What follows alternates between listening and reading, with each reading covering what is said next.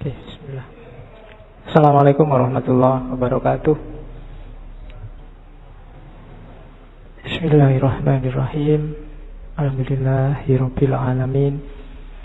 Wa bihi nasta'inu ala umurid dunya waddin. Allahumma sholli wa sallim wa barik ala habibina wa syafi'ina sayyidina wa maulana Muhammadin wa ala alihi wa ashabihi wa ala manittaba'a huda ila yaumiddin. Amma ba'du. Bismillah. Mari kita lanjutkan ngaji filsafat kita. Malam ini tema terakhir untuk bulan Februari dalam tema cinta. Minggu pertama kita ketemu Plato, minggu kedua Erich Fromm, minggu ketiga kita ketemu Robiah Adawiyah, dan malam ini terakhir kita ketemu Sufi besar Jalaluddin Rumi. Oke, monggo nyari tempat. Yang belum ngambil minum silahkan ngambil minum. Ya, nanti kalau ketelatan enggak kebagian. Ya, diambil aja sendiri-sendiri ya. Oke. Rumusnya tetap sama untuk ngaji kita. Fokusnya tetap pada pengayaan ilmu. Diharapkan rumusnya kayak Sokrates. Katanya Sokrates, semakin banyak ilmunya, harusnya orang itu semakin baik perilakunya.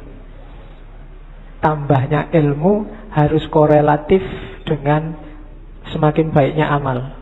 Kenapa begitu? Mungkin teman-teman komplain, kan banyak orang ilmunya banyak tapi juga kurang ajar. Tidak, orang yang ilmunya banyak kok tetap kurang ajar, itu kalau menurut Sokrates dia bukan orang pinter. Karena kalau orang ilmunya banyak tetap perilakunya tidak bagus, dia sedang melakukan sesuatu yang bertentangan dengan ilmunya. Dan itu akan menghasilkan hidup yang gelisah, hidup yang galau. Dan hanya orang bodoh yang milih hidup sumpek. Orang yang sudah tahu kalau korupsi itu jahat, merusak, kok tetap korupsi, itu katanya Sokrates orangnya bodoh. Maka visi kita di ngaji ini yang bolak-balik saya sampaikan, semakin nambah ilmunya harusnya semakin baik kelakuannya. Rumusnya itu. Kalau belum, ya diusahakan. Kan cuma itu. Bismillah. Kita sekarang masuk ke seorang sufi besar. Asalnya dari Balkh. Kalau di tulisannya Balkhi, daerah Afghanistan. Dari sekitar awal abad 13. Jalaluddin Rumi ini lahirnya 1207 dan nanti meninggalnya tahun 1273. Sufi Jalaluddin Rumi ini terkenal tidak hanya di dunia Islam. Orang Barat juga banyak yang jatuh cinta sama Jalaluddin Rumi.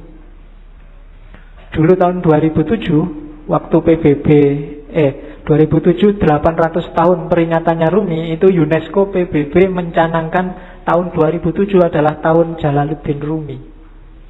Jadi orang Barat aja banyak yang jatuh cinta, padahal kita banyak yang tidak kenal sama Jalaluddin Rumi. Jangan-jangan orang luar lebih mengapresiasi. Dan sejauh yang saya tahu, muka kita umat Islam itu banyak diselamatkan oleh beliau-beliau ini. Stigma-stigma negatif Islam yang teroris, Islam yang ngamuan, itu menjawabnya mudah karena ada orang-orang seperti Jalaluddin Rumi ini. Jadi kalau ada yang ngomong, oh Islam itu ngamuan, oh enggak, coba dilihat Rumi itu. Kebetulan nama ini diakui. Bahkan Paus Yohanes ke-23 itu menghormati Rumi. Dia bilang, kalau di hadapan Rumi saya harus tunduk dan patuh. Itu mereka. Dan ya jangan lagi tokoh-tokoh Muslim seperti Iqbal, termasuk juga tokoh Hindu seperti Gandhi, itu idolanya juga Rumi. Di masjid ini juga Rumi kan kita kaji bareng Cak Kus. Ya, semoga, makanya kok lama sekali ya ngaji filsafat tidak ngangkat-ngangkat Rumi. Loh, tiap sekian minggu kalian kan sudah ketemu Rumi. Cuma karena banyak yang minta, ya sudahlah saya angkat di filsafat cintanya. Sebenarnya banyak gagasan-gagasan original dari Rumi, cuma malam ini kita ngomong cintanya saja. Rumi ini ayahnya sendiri itu seorang wali, seorang ulama. Gelarnya Sultanul Ulama. Namanya Syekh Bahauddin Walad. Aslinya dari Bah, Afghanistan. Afghanistan zaman dulu itu kan masuk wilayahnya Persia. Cuma waktu Rumi umur 3 tahun, Syekh Bahauddin Walad dan keluarga ini pindah ke Konya. Konya itu di satu daerah namanya Rum. Konya ini masih, kalau hari ini wilayah Turki. Makanya karena tinggalnya di daerah Rum, gelarnya, panggilannya Rumi. Asalnya dari Rum. Nama aslinya Jalaluddin. Nanti Jalaluddin Rumi ini sejak kecil sudah pinter. Bahkan begitu masuk ke Konya, beberapa tahun saat dia umur 7-8 tahun, sama ayahnya diajak sowan ke wali besar saat itu, Fariduddin Attor. Begitu Fariduddin Attor sama Rumi melihat Rumi ini saat itu berdiri di belakang ayahnya. Katanya Attor, lihatlah, lautan sedang datang. Dan di belakang lautan itu ada samudra. Jadi Sufi dan wali itu biasanya lebih ngerti siapa ya jadi siapa. Dan ramalannya Fariduddin Attor benar bahwa Rumi ini nanti melebihi ayahnya jauh. Setelah ayahnya meninggal, nanti Rumi lah yang menggantikan ayahnya. Kalau zaman sekarang mungkin di pondoknya santrinya banyak, 4.000-an lebih. Sehingga dikenallah nanti Rumi dengan gelar Maulana. Maulana Rumi, tuan kami, tuannya orang Rum. Itu karena kepinterannya seorang Rumi. Jadi dia profesor pinter zaman itu. Meskipun nanti ada titik balik kehidupannya yang membuat dia jadi tidak sekedar orang pinter, tapi jadi orang sufi besar. Jadi yang bikin titik balik ini nanti ketika dia bertemu gurunya, namanya Syamsu Tabriz, Syamsuddin At-Tabrizi. Ini sufi misterius yang kemarin waktu kita ngaji Sunan Kalijogo kan, waktu Sunan Kalijogo mau naik haji ke Mekah terus transit di Malaya, di Pulau Upih itu nunggu kapal, bergurulah Sunan Kalijogo pada seorang wali yang namanya Syamsu Tabriz. Kalau di Serat Jawa namanya Syekh Sutabrid. Syekh Sutabrid ini dimungkinkan ya wali pengembara Syamsu Tabriz ini, meskipun ada beberapa kritik termasuk tidak sinkron tahunnya, tapi bisa jadi juga. Nah itu Rumi jatuh cinta luar biasa sama gurunya. Jadi kalian gak usah heran kalau baca sejarahnya Rumi kok sampai segitunya ya sama gurunya. Masa gurunya cowok loh. Ya kan, biasanya yang pikirannya aneh-aneh, cowok seneng cowok berarti, enggak gitu. Ya, kayak kamu kagum sama gurumu yang kamu anggap luar biasa kan juga kamu saking horopannya, saking senengnya. Dan Rumi ekstase kalau sama gurunya ini. Rumi dapat banyak sekali pelajaran dari Syamsu Tabriz. Dari situlah Rumi kemudian mulai menarik diri dari dunia ramai. Dia mulai zuhud, mulai uzlah, yang nanti memunculkan fitnah-fitnah, bikin Syamsu Tabriz tidak nyaman di dekat Rumi, terus pergi. Ketika gurunya ini pergi, itu Rumi mengalami semacam depresi, semacam stres, ditinggal orang yang paling disayangi. Mulai keluar bakat sastranya, syair-syairnya lahir. Termasuk nanti setelah ditinggal gurunya ini lahirlah tarian paling terkenal yang kita lihat. Mungkin di masjid ini kemarin waktu burdan kan juga ada. Orang barat menyebutnya whirling dervish, sufi berputar, yang gambarnya orang muter-muter cepat sekali itu. Jadi itu sebenarnya waktu Rumi sumpek, suatu ketika dia ke tempatnya seorang muridnya namanya Salahuddin. Salahuddin ini pandai besi. Jadi tukang besi yang biasanya nempa besi itu. Nah, dia merenung di situ, termenung. Tiba-tiba dia dengar ketukan besi itu yang teng yang membentuk apalah kalian. Saya tidak tahu di Jogja di mana ya pandai besi sekarang tidak. Mungkin nggak populer. Tapi dulu ada tukang besi. Nah, lama-lama bunyi ketukan ini di telinganya Rumi kedengaran kayak bunyi wirid, kayak bunyi Allah, Allah, Allah. Terus di setiap ketukannya, dan secara nggak sadar tubuhnya bergerak mengikuti irama ketukan besi itu. Dari situ nanti terus dia berputar. Dari situ nanti lahir Whirling Dervish yang terkenal dalam torekot yang di torekotnya Rumi itu namanya torekot Maulawiyah. Oke. Jadi torekot yang dikembangkan sesuai ajaran-ajaran Rumi. Ajaran-ajarannya dirumuskan sama sahabatnya yang namanya Syekh Husamuddin. Kalau Rumi dia nulis beberapa kitab besar yang populer, yang kita ngaji di sini sama Cak Kus itu Rubaiyat. Rubaiyat itu 1600 bait syair. Nanti kitab yang dia tulis paling terkenal lagi Diwanu Syamsu Tabriz. Ini pujian-pujian syair tentang gurunya Syamsu Tabriz. Tentang gurunya juga dia tidak cuma nulis diwan, tapi nulis Maqalatus Syamsu Tabriz. Dia juga nulis maktubat. Yang paling terkenal dari Rumi secara internasional juga adalah Masnawi. Masnawi ini bagi beberapa tokoh disebut Qurannya Persia, karena ditulis awal pakai bahasa Persia. 25.000 bait syair didiktekan pada sahabatnya Syekh Husamuddin dalam jangka kurang lebih 15 tahun.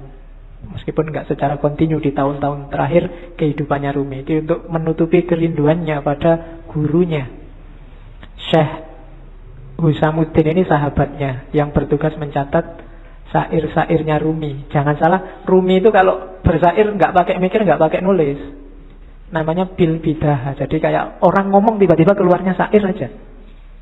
Jadi dia tidak pakai, kayak kalian kan bikin puisi sak garis keliru dicoret, dihapus, ganti lagi. Kurang indah dihapus. Enggak, kalau Rumi namanya bil bidah, secara langsung. Badihi itu kan langsung. Jadi begitu dia ekstase dia ngomong dan muridnya mencatat.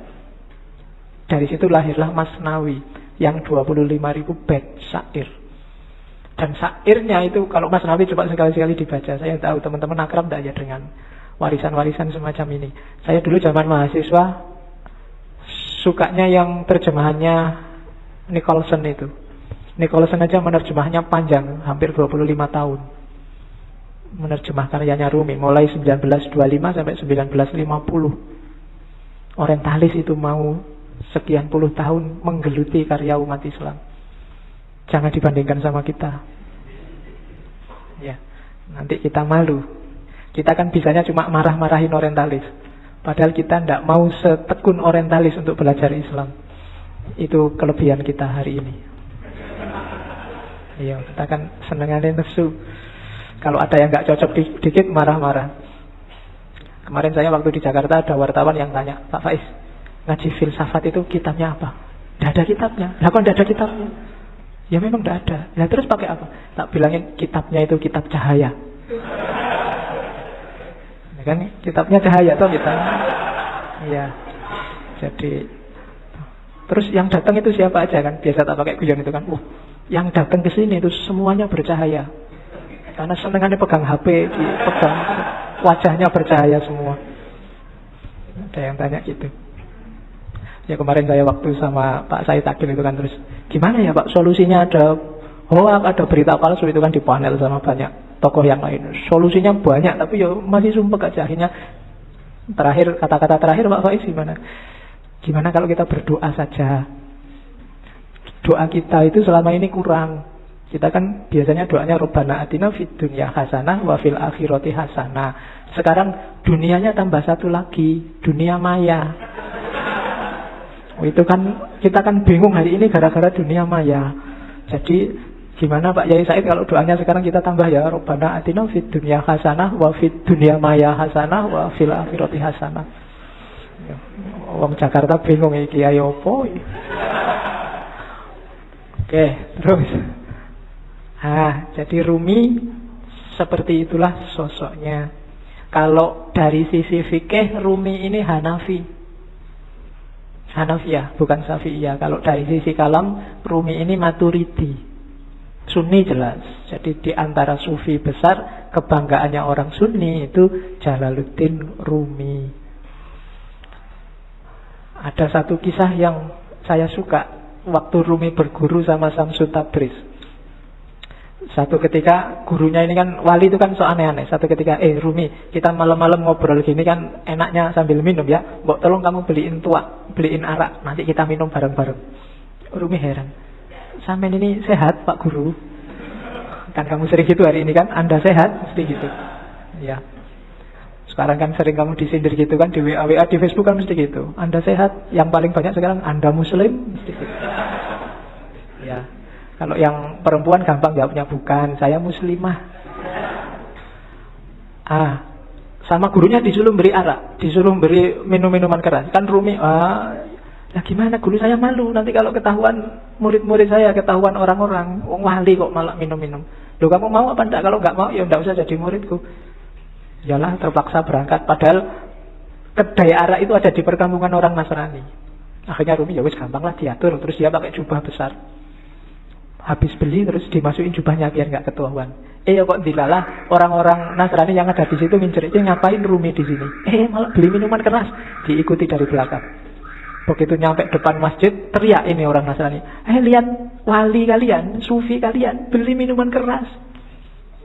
Itu orang masjid, masa tahu, nggak percaya awalnya. Begitu dibuka, coba lihat di jubahnya, bener ada minuman keras di situ. Wah, wali palsu, berarti dipukuli banyak orang Rumi di situ. Saat Rumi dipukuli, terus gurunya datang, Syamsul Tabriz. Gurunya bilang, kalian salah paham, itu bukan minuman keras, itu cuma air putih biasa. Waktu coba lihat, ternyata benar air putih biasa. Itu sebenarnya pelajaran buat Rumi. Rumi, kamu membanggakan apa? Status, nama besar, kewalian, penghormatan orang lain. Apa benar mereka menghargaimu, menganggapmu penting, menganggapmu besar? Wong cuma gara-gara botol kecil ini aja kamu sudah dipukuli. Jadi tidak ada atribut, tidak ada nama, tidak ada kebesaran, tidak ada kebanggaan. Kalau sama orang lain, ya manusia itu begitu. Maka jangan menyombongkan nama besar, jangan menyombongkan nama baik. Mungkin di Indonesia dulu ada ulama yang gara-gara nikah lagi, terus orang se-Indonesia marahin dia. Ada kan begitu? Nama besarnya langsung jatuh. Loh, itulah rakyat, itulah masyarakat. Kalau kita mengandalkan pendapat masyarakat, kita menjaga nama baik di tengah masyarakat, apa nama itu? Apalagi di era hari ini kan fitnah, berita bohong berseliweran. Kalau kita andalannya nama baik, besok kamu tak bikinin hoax, namamu langsung jatuh. Maka jangan mikir itu. Tidak usah sibuk dengan orang menganggap aku baik apa enggak. Yang penting lakukanlah, jadilah orang baik. Nggak usah mikir, bener nggak aku baik, orang melihatku baik. Ada kebalikannya, aslinya kamu jelek, tapi kamu ingin dianggap baik. Itu nanti yang disebut pencitraan. Oke. Wong kamu foto aja kan, foto itu kan harusnya nggak menipu. Tapi kan kamu cari aplikasi sekiranya wajahmu bisa kelihatan cakep kan gitu. Foto dari depan jelek, dari samping dari samping, kan sering-sering begitu. Oke, bismillah, sekarang kita lihat ya. Punya apa Rumi? Sebentar kita lihat garis besar pikirannya sebelum masuk ke cinta. Gagasan dasarnya hampir semua sufi adalah melampaui yang lahiriah. Itu kalimat-kalimatnya Rumi.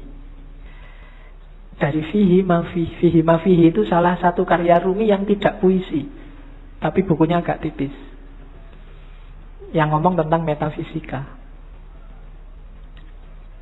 Jadi katanya Rumi, segala sesuatu yang tampak di depan kita bukanlah hakikat yang sesungguhnya. Ini hampir semua sufi bilang begini.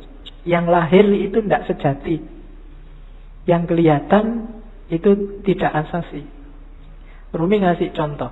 Yang tampak dari bumi adalah debunya, namun di balik debu itu adalah sifat-sifat Tuhan yang mengejawantah.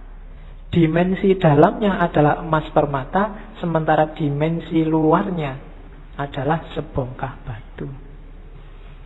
Jadi ini penekanan sangat serius dari para sufi. Kita jangan ketipu oleh lahiriah, karena yang lebih punya nilai itu adalah yang dibalik lahir. Ya kalau manusia berarti ruhaniyahnya lebih penting. Kalau itu Sesuatu berarti esensinya, bukan eksistensinya. Yang ruhaniyah bisa menipu. Bumi itu kelihatannya cuma debu, tapi kalau kamu masuk ke dalam, banyak hal berharga di situ. Ada emas, ada minyak. Banyak juga hal tidak berharga. Lebih kotor dari rebu, mungkin kotoran. Tapi dia tidak kelihatan, ada di balik yang fisik. Maka jangan ketipu yang fisik. Sehingga katanya Rumi, jangan terikat oleh bentuk, keluarlah dan gapailah makna. Kacamata ini ya kacamata lahirnya. Cuma kan lahirnya tidak penting. Yang lebih penting apa? Maknanya. Alat untuk baca. Kalau cuma lahirnya ya cuma kaca sama plastik sama itu. Dia jadi bermakna karena apa? Ada sesuatu yang dikandung di balik yang fisik apa? Dia bisa dipakai untuk baca. Itulah makna. Atau mungkin pas kamu gatel terus dipakai untuk garuk-garuk. Ini kan makna namanya. Kelihatannya tidak penting, tapi dia maknanya apa itu lebih penting. Teh ini misalnya. Ini kan minum. Biar kamu hausnya hilang. Menghilangkan haus itu makna dibalik barang yang warnanya coklat ini. Itu lebih penting. Jadi haus yang hilang itu lebih penting daripada teh yang warnanya coklat ini. Jadi bukan tehnya, kualitas apapun teh misalnya, kok tidak bisa menghilangkan haus ya, kamu tidak anggap penting, mungkin tidak kamu minum. Bismillah ya, dicoba ya menghilangkan haus berapa. Oke.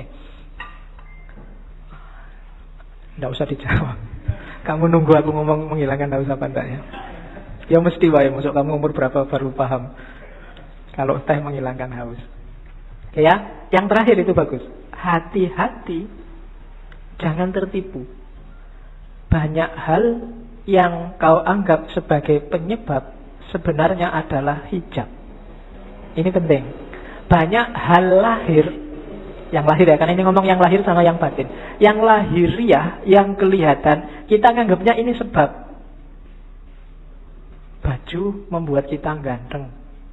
Kemudian amal baik membuat kita masuk surga. Macam-macam yang lahir-lahir ya.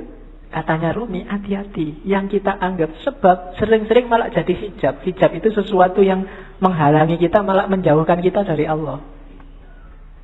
Banyak hal yang kita anggap, oh gara-gara amalku yang ini loh, sekarang aku jadi tentrem hidupku. Seolah-olah kamu yang bikin hidupmu tentrem dengan kamu beramal. Allah tidak main di situ. Itu yang disebut hijab. Perannya Allah kamu hilangkan. Kamu menjauh dari Allah gara-gara yang kamu anggap sebab tadi. Gara-gara amalku ini sekarang rezekiku berkali lipat. Amalmu itu kan sebab. Betul. Kamu nganggap dengan kamu beramal terus Allah mengasihi kamu. Jadi kayak kamu bisa merentah Allah.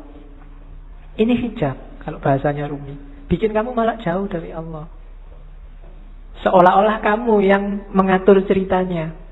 Padahal bukan. Kan sering ya yang ceramah-ceramah, mari kita sedekah sekian, nanti baliknya sekian. Ya, dompet, mana dompet? Ya, mesti gitu. Sering-sering. Nah, enggak, iya mungkin begitu, tapi jangan dianggap sebabnya itu. Terserah Allah lah. Misalnya Allah menjadikan 7.000, terus kamu cuma dikasih 5.000, apa ya? Kamu bisa komplain. Atau ayatnya bilang 7.000 terus kamu dikasih 700.000, kan ya enggak, suka-suka Allah. Amalmu bukan sebabnya. Kalau kamu merasa amalmu sebabnya, kalau kamu merasa yang lahir ya sebabnya, biasanya terus jadi hijabmu yang bikin kamu jauh sama Allah. Seolah-olah yang bikin cerita dirimu. Sodakoah biar enggak ketemu bencana. Seolah-olah kamu yang ngatur ceritanya. Itu yang oleh Rumi disebut hijab. Jangan salah, yang lahir-lahir, yang sering kita anggap sebab, itu ternyata nantinya berubah jadi hijab. Jadi lampauilah yang lahiriah itu. Terus, nah, kata-kata Rumi lagi. Kalau manusia dianggap manusia dari fisiknya, dari lahirnya saja, maka Muhammad dan Abu Jahal itu memiliki kualitas yang sama. Lukisan di dinding pun persis seperti manusia. Lihatlah, apa yang kurang? Lukisan indah itu kehilangan ruhnya. Jadi manusia juga begitu. Jadi manusia atau tidak yang sejati tidak tergantung fisik, tapi tergantung dimensi batinnya. Kalau hanya fisik, maka Muhammad dan Abu Jahal itu ya sama-sama Arabnya, sama-sama punya jenggotnya, sama-sama pakai jubahnya, sama-sama pakai bahasa Arab, sama-sama takbir. Mungkin. Tapi yang membedakan apa? Ruhaniyahnya, batinnya. Maka kalau menilai, patokannya jangan luarnya. Kalau kamu menilai orang baik, wah ini pakai jenggot, pakai baju jubah, batuknya hitam, radikal mesti. Nah, itu namanya kamu hanya dari lahirnya. Oh, pakai kopiah, pakai sarung santri, bid'ah mesti kelakuannya. Nah, itu cuma dari lahirnya. Apa ya ngerti? Cuma dari lahir, kan begitu. Kalau hanya kamu lihat lahirnya, mungkin ya bintang-bintang film itu ya harusnya sangat berkualitas, superhero atau main jadi wali, kan ada yang jadi kiai itu. Kalau cuma lahirnya loh ya. Oke, jadi ndak lampaui yang lahir, jangan ketipu oleh yang lahiriah. Banyak orang tertipu di situ. Jadi katanya Rumi, duhai saudara, engkau adalah apa yang kau rasakan dalam pikiranmu. Selain itu hanya tulang dan daging. Kalau kau anggap dirimu bunga, maka engkau adalah taman bunga. Kalau kau anggap dirimu semak berduri, maka engkau hanyalah bahan bakar perapian. Itu maksudnya Rumi, ayo kita garap wilayah batin kita. Kamu nganggap dirimu hari ini apa? Sebagai manusia, jangan berhenti di kulit dan daging. Jangan sibuk mikir, aku sudah ganteng apa belum ya? Hari ini kayak gimana kelakuanku yang fisik-fisik, enggak. Coba dilihat batinnya dulu, dibereskan. Kalau yang dalam sudah beres, keluarnya pasti bagus. Itu maunya Rumi. Kalau dalamnya masih belum beres, ya susah. Jadi lampaui dulu yang lahir. Oke. Bahkan banyak amalan-amalan ibadah lahir di banyak hadis jadi tidak bernilai ketika batinnya tidak ikut. Kan banyak itu kan. Kam min so'imin, berapa banyak orang puasa hanya dapat lapar dan haus. Berapa banyak orang sholat hanya dapat capek fisiknya saja dan seterusnya. Itu berarti apa? Kualitas lahirnya beres, tapi kualitas batinnya belum. Puasa, tapi tidak ada menahan dirinya. Kan itu yang di hadis itu maksudnya. Ya benar, nggak makan, nggak minum dari pagi sampai maghrib. Tapi aspek menahan dirinya nggak ada. Misalnya sejak pagi sampai maghrib nonton TV terus. Jalan-jalan di mall, matanya masih ke kiri ke kanan. Itu kan nggak ada aspek menahan dirinya, maka dapatnya cuma lapar dan haus. Sholat juga begitu.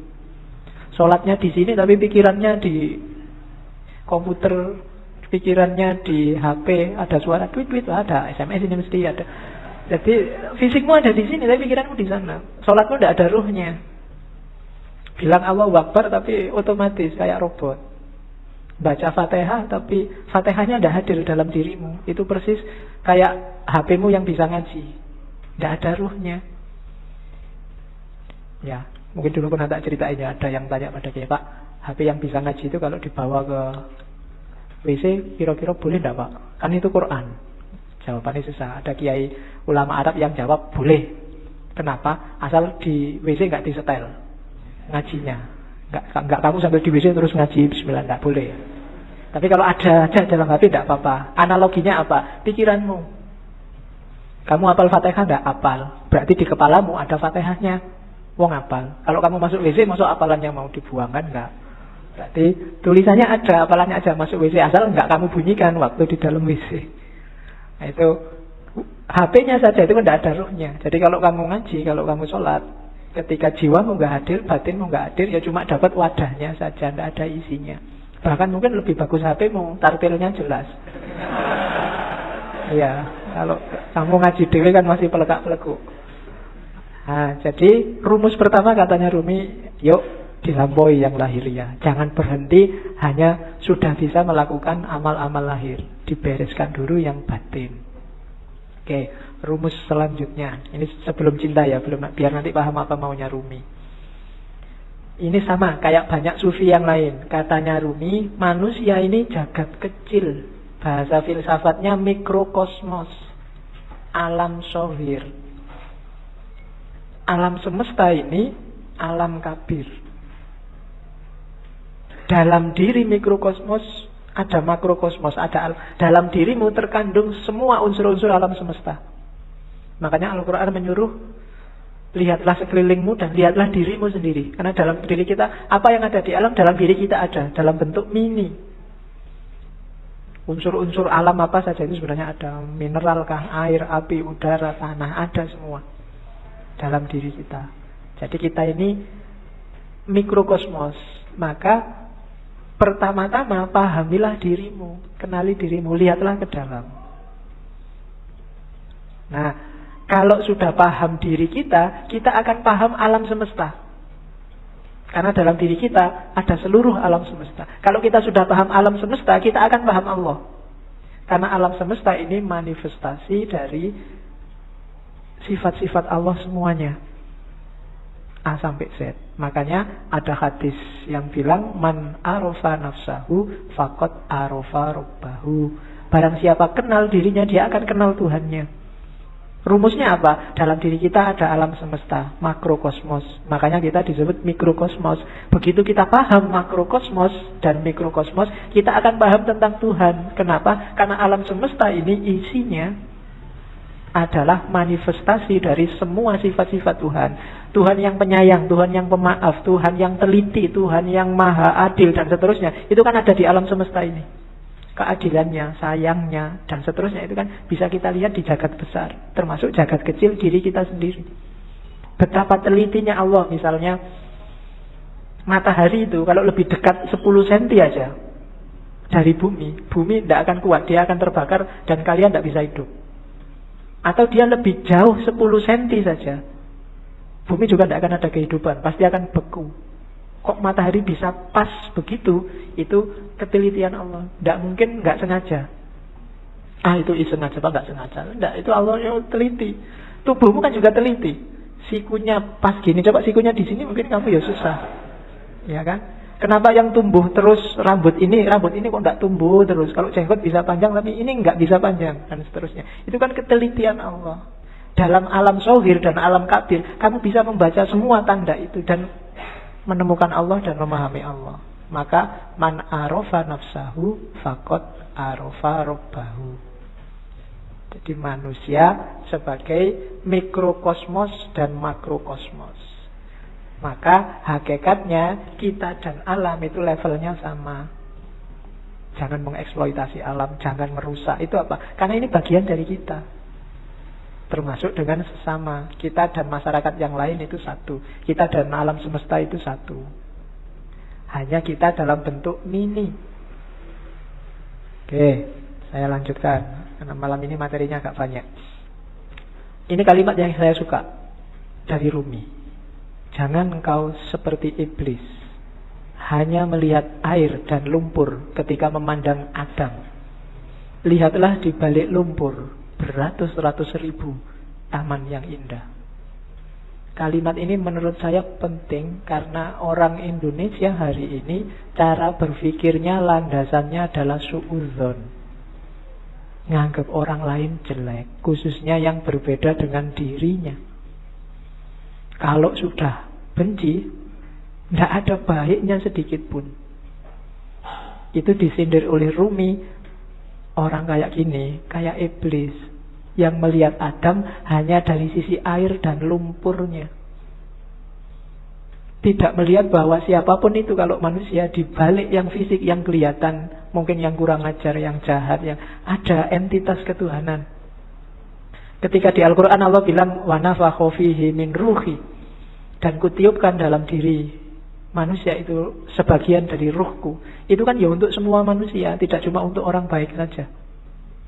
Ya orang jahat ya ada ruhnya juga, yang bagian dari Allah. Hanya saja di orang-orang yang jahat, yang jelek ini, ruhnya Allah ini terhijab banyak sekali sehingga tidak kelihatan, sehingga gelap. Tapi dia tetap manusia, harus ditolong. Tidak kayak iblis, dilihat jeleknya saja pokoknya. Nah, yang melihat jeleknya saja itu hanya melihat air dan lumpurnya Adam. Padahal Adam itu punya ribuan, ratusan ribu taman yang indah. Manusia itu indah. Kehidupan manusia juga indah. Ya kita sendiri yang sok-sok merusak. Dengan nafsunya tentunya ya. Hari ini kita sering jadi iblis. Kita ya, jangan nunjuk orang lain. Biasanya nek wis benci kan terus gak ono api belas. Sejahat apapun orang, pasti ada sisi-sisi tertentu dalam hidupnya yang masih baik. Perampok, pembunuh itu kalau pas dia makan, ya ketika dia makan ini baik, dia memelihara jasad titipan Allah dalam dirinya. Waktu dia pulang, misalnya punya anak kecil terus dulang anaknya, itu ya baik. Mungkin terus dia mandi, menjaga kebersihan, itu kan juga baik. Mungkin di antara hasil curiannya eman-eman ini, sodako sebentar tetanggaku ada yang tak, iki ya apik meskipun barang colongan itu tadi. Malingnya jelek iya, ngerampoknya jelek, tapi banyak sisi yang baik dalam kehidupannya. Tapi kalau begitu kita benci, yang baik-baik ini nggak kita lihat. Sebaliknya kadang-kadang juga begitu kita suka, yang jelek-jelek nggak kita lihat. Nah, maka yang penting yang pertama jangan kayak iblis ya, suka benci orang lain. Kalau ada orang tersesat, diingatkan. Kalau dia ngeyel, ya sudah, kan gitu rumusnya. Ada orang mau ke Jakarta kok jalannya ke timur, ya jangan dimarahi, jangan dipisu-pisui, dipukuli, kurang ajar kamu ke Jakarta kok ke timur, kan enggak. Ya mas, Jakarta itu ke barat, sampai kok jalan ke timur, ya suka-suka saya dong. Ya sudah, kan gitu aja. Hari ini kan kamu gitu, ada orang kamu anggap sesat, terus kamu marah-marahi, kamu pukuli, nggak ditunjukkan yang benar gimana. Tunjukkan ya, tugas kita kan cuma tabligh, sampaikan aja. Kalau nggak diterima ya sudah. Perkara nanti kamu kesasar mau ke Surabaya kok terus nyampe Banyuwangi, mau ke Jakarta nyampainya Banyuwangi, ya dinikmati saja. Urusannya dia. Nah, yang penting kita jangan jadi iblis. Kalau ada orang beda, orang kita anggap sesat, terus kita lihat jeleknya saja. Terus, ini penting juga, akal. Rumi termasuk orang yang memposisikan akal tidak sebagai puncak. Akal itu penting, tapi akal hanya transit. Akal harus dilampaui. Tidak boleh orang berhenti hanya di akal. Di Masnawi itu ada cerita yang mungkin sering dikutip orang. Cerita ahli bahasa dan tukang perahu. Jadi ada ahli bahasa naik perahu sama tukang perahunya. Sambil naik perahu terus ngobrol. Mas, tukang perahu, sampean ngerti nggak kalimat majmu itu apa? Nggak ngerti Pak. Sampean sudah tua, kalimat majmu aja nggak ngerti. Rugi sampean hidup itu. Sampean ngerti nggak kalimat sastra itu kayak gimana? Nggak tahu Pak. Apalagi sampean sudah umur tua gini sastra aja nggak ngerti. Buat apa umur sampean dihabiskan? Sampean ngerti nggak? Pokoknya diajak ngobrol gitu, dimarahi terus, dilecehkan terus. Tiba-tiba terus ada badai. Kapalnya mau tenggelam, katanya yang punya perahu, waduh ini Pak, sampean bisa nggak berenang? Nggak bisa. Sampean sampai tua berenang aja nggak bisa, ya wassalam, sampean mati, bye-bye, tak tinggal ya, sudah selesai. Nah, itu cerita ini terkenal, nanti variasinya macam-macam. Tapi ini Rumi mau nyindir bahwa ya bolehlah ada orang pinter, tapi sepinter-pinternya orang itu kan sesuai bidangnya.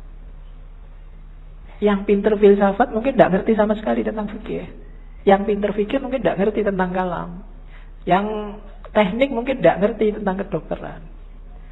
Sak jago-jagonya Habibie, kamu tanyain, Pak Habibie, ngerti nggak teorinya Ghazali tentang? Nggak ngerti dia. Oh, dia ilmunya penerbangan. Jadi, enggak. Maka orang pinter yang sombong itu janjinya orang bodoh. Sepinter apa sih dia? Ilmunya seluas apa sih? Tidak ada. Orang itu selalu pinternya fakultatif, sesuai fakultasnya masing-masing. Tidak ada ilmu universal. Makanya tidak ada kuliah di universitas, yang ada di fakultas. Universitas cuma mengkoordinir. Kalau digabung dari banyak fakultas, jadilah universitas. Kan logikanya begitu. Jadi cerita ini sebenarnya Rumi main nyindir. Sejago-jagonya akalmu hanya bisa menangkap sesuai pengalamanmu masing-masing. Tidak akan lebih dari itu. Tapi saya ngerti dunia luar angkasa loh Pak. Ya, paling kamu pernah baca buku tentang luar angkasa. Kan itu aja. Filsafat saya juga ngerti, matematika juga ngerti. Yang kebetulan kamu ngalami membaca atau ngalami belajar. Yang tidak ya enggak. Sokrates mungkin orang paling pintar, tapi sama istrinya urusan nyambel atau urusan bikin sayur itu tetap menang istrinya. Ya kan? Sepintar apapun Immanuel Kant, kalau bannya bocor, kan ada cerita satu ketika Immanuel Kant bannya bocor, sadelnya patah. Begitu nyampe di tukang sadel, Immanuel kan pingin nguji yang punya, tukang sadel tolong saya dibikinin sadel yang pakai rumus trigonometri plus 2 kali. Dari tukang sadel ini tidak bisa saya. Kalau sadel biasa bisa, kalau pakai rumus macam-macam tidak bisa. Ya memang beda ilmunya. Jadi yang pertama catatannya akal itu tidak segalanya. Kalau kita hanya bersandar pada akal, maka kita bersandar pada batas pengalaman kita sendiri. Karena sejauh apapun ilmu kita, ya sebatas yang pernah kita alami. Ilmunya mahasiswa filsafat pasti beda dengan mahasiswa pendidikan. Pasti beda dengan mahasiswa teknik.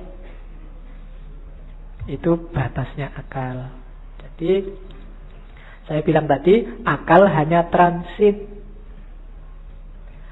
Katanya Rumi, akal, jasmani, lahiriah, ini harus sih, cuma dia bukan tujuan. Dia hanya alat transit kita untuk menggapai yang lebih dalam, lebih tinggi. Wilayah ilahiyah. Jadi jangan dihentikan akal untuk akal. Atau kalau fisik misalnya harta untuk harta. Tidak bisa berhenti di situ. Karena hidup kita ini rumusnya adalah inna lillahi wa inna ilaihi roji'un. Dari Allah dan sekarang sedang berjalan menuju Allah lagi. Maka apapun pengalaman, kalian punya apapun, ngerti ilmu apapun, punya harta apapun, punya kebisaan apapun, harus dalam rangka mendukung berjalan semakin dekat pada ilaihi roji'un. Termasuk akal. Kita dikasih Allah akal, panca indera, itu sebagai sangu untuk ilaihi roji'un. Jangan sampai tersesat. Bahkan Allah saking sayangnya sama kita, gak cuma itu, kita dikasih buku pedomannya langsung, namanya kitab suci. Gak itu juga, karena khawatirnya kita gak mau baca, kita dikasih nabi juga, dikasih rasul juga. Dalam rangka apa? Biar langkah kita ilaihi roji'un ini pas, gak keliru. Maka katanya Rumi, akal kita, panca indera kita, apapun yang kita bisa, yang kita miliki, ini harus jadi jalan, harus kita lampaui menuju ilaihi roji'un tadi. Dalam rangka bertemu dan berjumpa sama Allah. Kalau enggak, berarti satu di antara dua. Kalau bukan kesia-siaan yang nanti kita sesali, mungkin juga ketersesatan. Sia-sia itu tidak ada gunanya, kita tuas capek. Tersesat itu kita nyeleweng, jalurnya tidak ilaihi roji'un. Kalau Al-Quran bilang yang bisa ilaihi roji'un itu nafas mutmainnah. Ya ayyatuhan nafsul mutmainnah, jiwa yang tenang. Maka tugas kita di dunia ini bikin nafas kita mutmainnah, biar nanti bisa ilaihi roji'un, bisa kembali dengan mulus, dengan lancar pada Allah. Nah itu akal. Jadi termasuk ngaji ini ya. Ngaji ini tidak boleh bikin semakin jauh dari Allah. Harus bikin paling tidak selangkah kecil lebih dekat sama Allah. Kalau enggak, mending kamu tidak usah ngaji. Kalau ada yang, Pak, saya tuh ngaji filsafat terus jadi nggak yakin Allah itu ada apa enggak. Terus kamu tidak usah ngaji lah kalau gitu. Kok waktu ditanyain Allah besok kamu nunjuk aku. Itu jangan jadi Pak, nanti gitu agak susah tuh. Enggak, pokoknya apapun harus bikin kamu selangkah lebih dekat. Kuliah juga begitu. Kamu kuliah juga, target sementaranya sih untuk penyemangat itu kan ya IP lah, pekerjaan lah, tapi harusnya kuliahmu bikin kamu semakin dekat sama Allah. Makan juga begitu, tidur juga begitu, pacaran juga. Ya jadi kalau punya pacar, bilang ke pacarmu, kita komitmen ya, kita pacarannya semakin mendekat ke Allah. Ya diatur sendiri rumusnya, kamu yang ngerti. Ya, kalau mau pegangan tangan, Bismillahirrahmanirrahim. Ya, kalau sudah, Alhamdulillah. Oke. Itu maunya Rumi. Jadi apapun fasilitas yang diberikan Allah pada kita sekarang, manfaatkan itu untuk ilaihi roji'un. Hakikat kita ada di situ. Dan semua yang bikin kita semakin jauh dari ilaihi roji'un, hindarilah. Termasuk mungkin yang casing itu kan tampakan luarnya kelihatannya ini sangat agama deh, kelihatannya ini sangat islami deh, tapi kok rasanya bikin kamu semakin gak dekat sama Allah, mending dijauhi. Oke, itu Rumi. Saya ingin ngomong sedikit tentang ini. Tarian berputar, Darwis, Whirling Darwis. Di tarian ini ada beberapa kunci ajarannya Rumi. Ya kalian lihat kemarin di masjid juga ada. Itu ada rumusnya. Mungkin kalian lihat dengan semakin muter semakin cepat, semakin lama semakin cepat. Ada yang tanya kok enggak pusing ya? Enggak. Ada rumusnya. Kalau pengen enggak pusing, yang pertama, waktu muter, kepalanya jangan ikut muter. Jangan ikut geleng, jangan ikut ngangguk.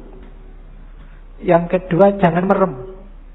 Kalau merem, ada kecenderungan lebih pusing. Yang ketiga, jangan lirak-lirik. Pandangan matanya harus lurus. Jadi yang gerak cuma badannya.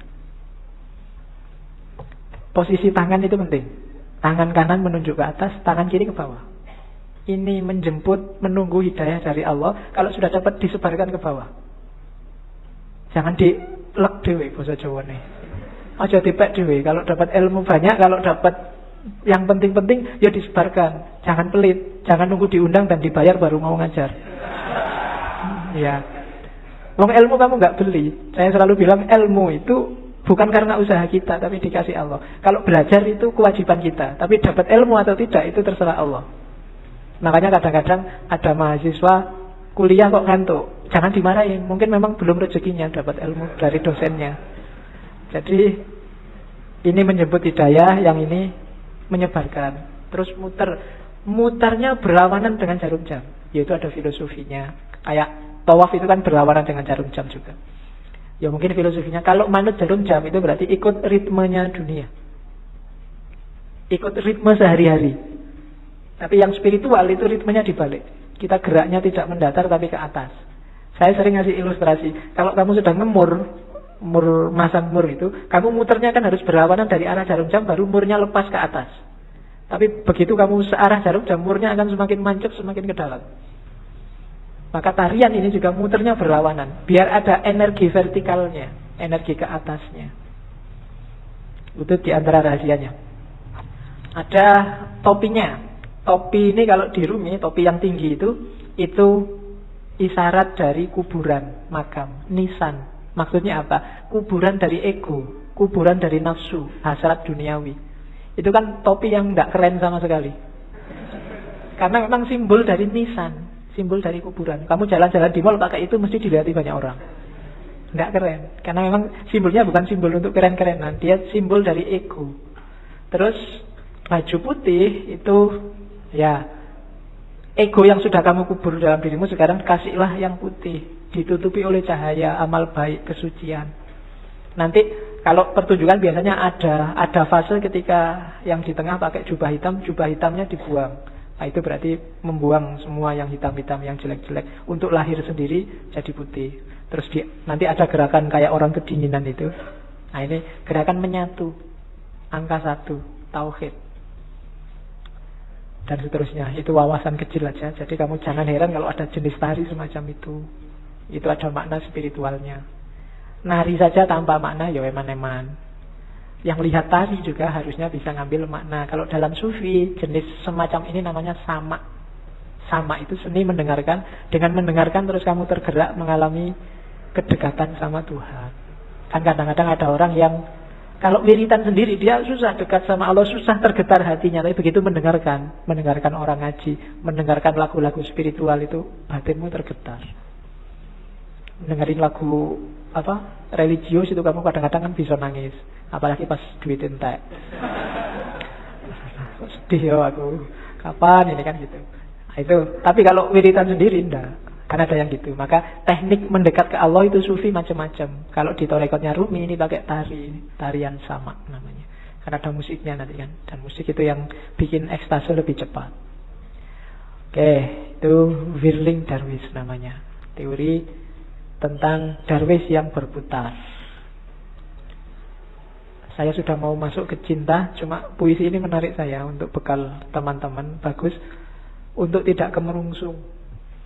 Banyak orang hari ini ketika kamu belajar ajarannya sufi terus, waduh berarti harus jadi sufi ini. Terus kamu besok wiritan terus, puasa terus 2 hari, tapi habis itu hari ketiga lagi, kumat lagi, terus lagi. Enggak. Katanya Rumi enggak begitu caranya, pelan-pelan.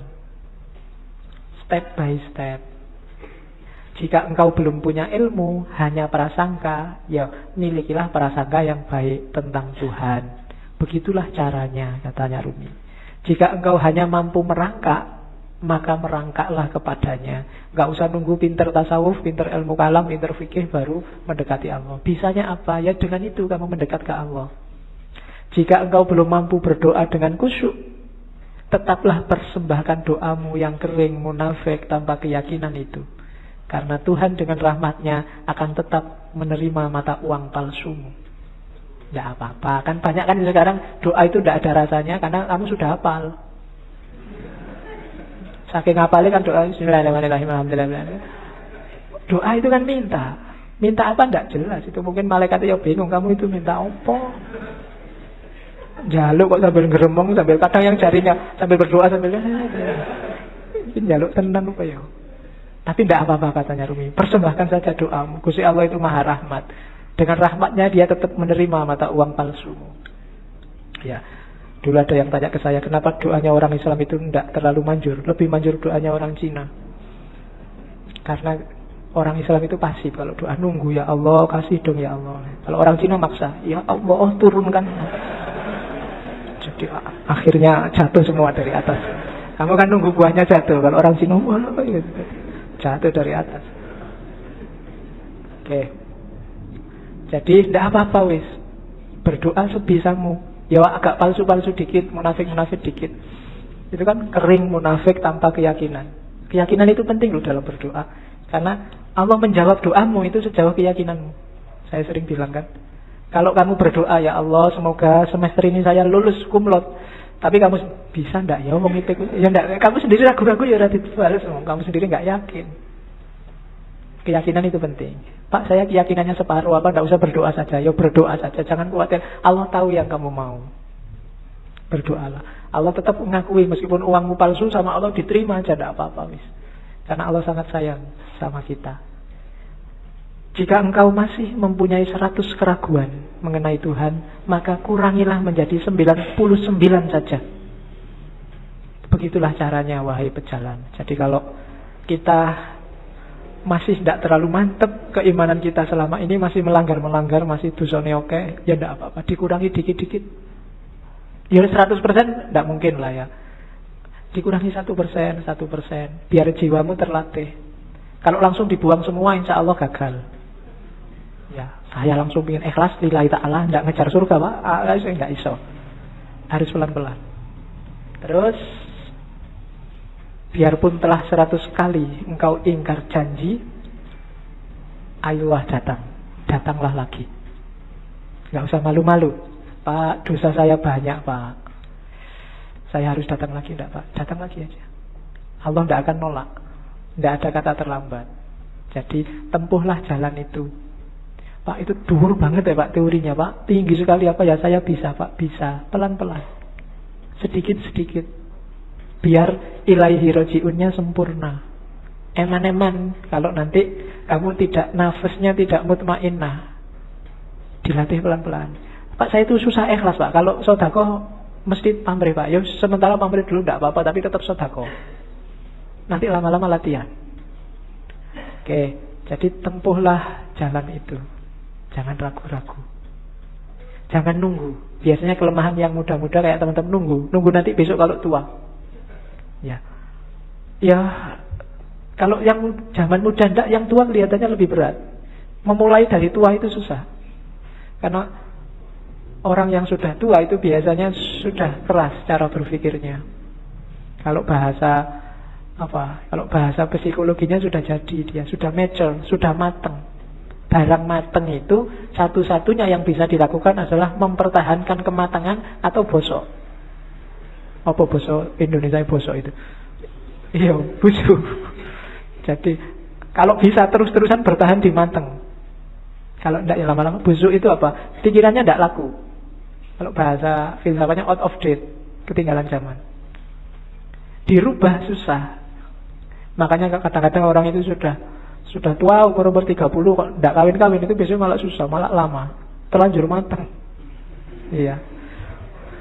Iya. Peribahasanya kan begitu.